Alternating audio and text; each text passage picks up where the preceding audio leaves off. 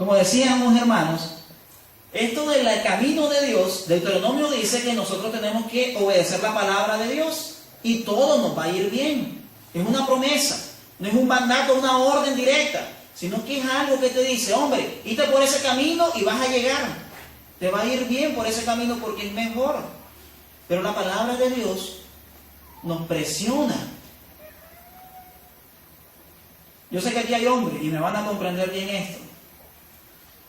Dice la palabra de Dios, no adulteréis, no tendrás otras mujeres, aparte de tu esposa. Pero viene Jesús y la complica más. Y viene Jesús a decir, incluso cuando viste a aquella mujer con deseo, ya te acostaste con ella. Una complicación más de Jesús que nos obliga a nosotros a mantenernos firmes a la promesa. Yo no sé a vos, pero esto a cualquiera tambalea.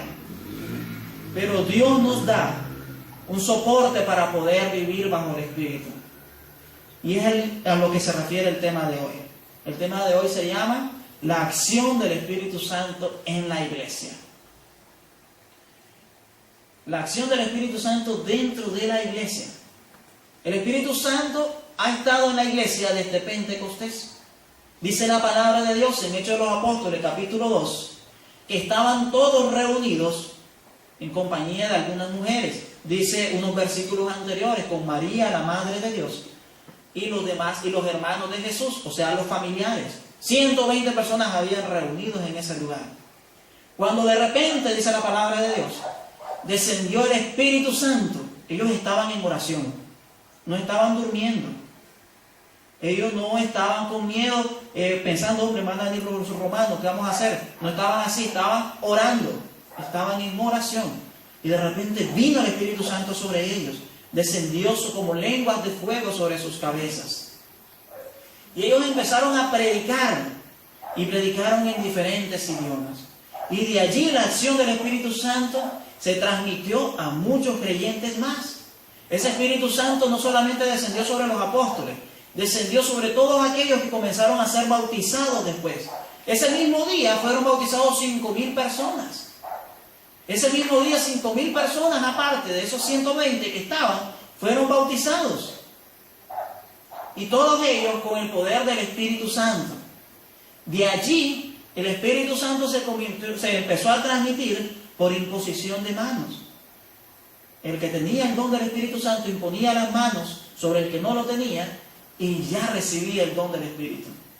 Y el Espíritu Santo ha llegado hasta nuestras fechas. Levánteme la mano los que tienen el don del Espíritu Santo. Yo lo tengo. ¿Cómo dijo allá?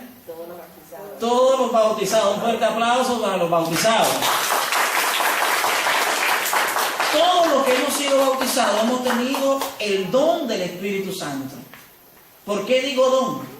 Porque en sí recibir al Santo Espíritu en nuestro interior es un regalo. La palabra don significa regalo. Es algo que no lo merecemos. Pero recibir el Espíritu Santo en nuestro interior ya es un regalo. ¿Quiénes se han confirmado? Levanten la mano los que se confirmaron.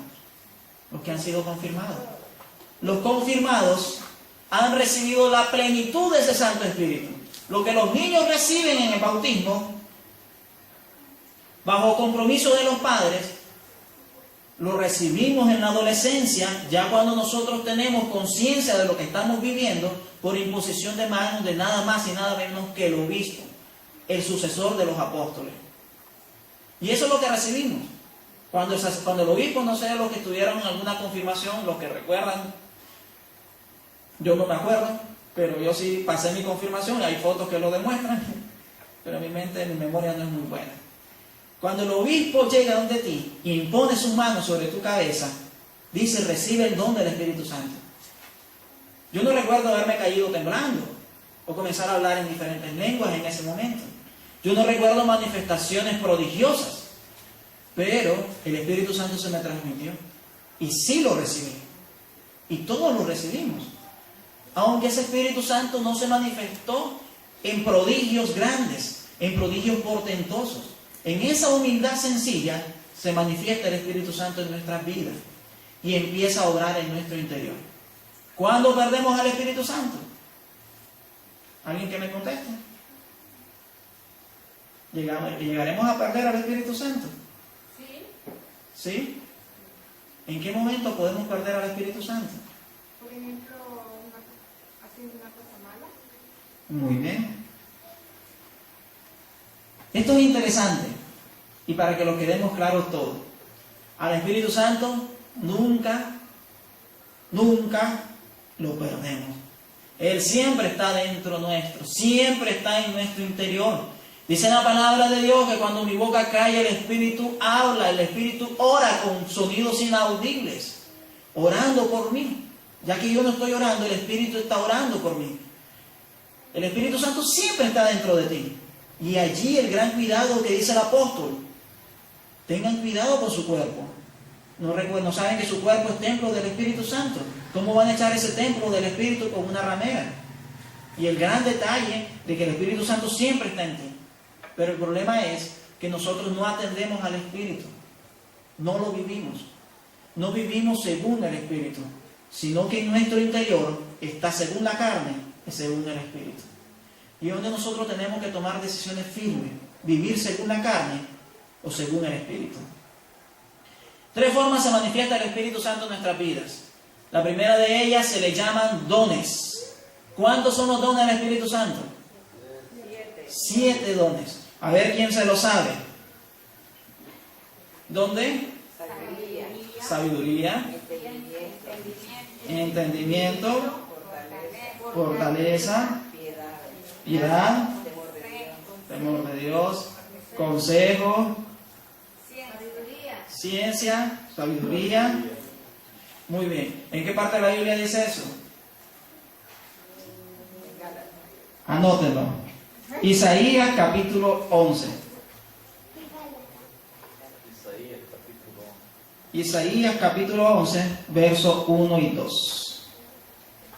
Ahí es donde encontramos nosotros los dones del Espíritu Santo, enumerados como lo presenta la iglesia. Hay personas que a mí me han preguntado: hombre, esos dones no los dice Pablo. Pablo habla de profecía, Pablo habla de obrar milagros, pero no dice esos dones que dicen ustedes.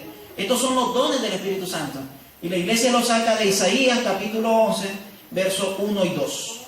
Dones del Espíritu Santo. ¿En dónde salen los dones del Espíritu Santo? En Isaías 11, 1 y 2. ¿Quién ha escuchado de hablar en lenguas? ¿Usted lo ha escuchado? ¿Y eso qué es?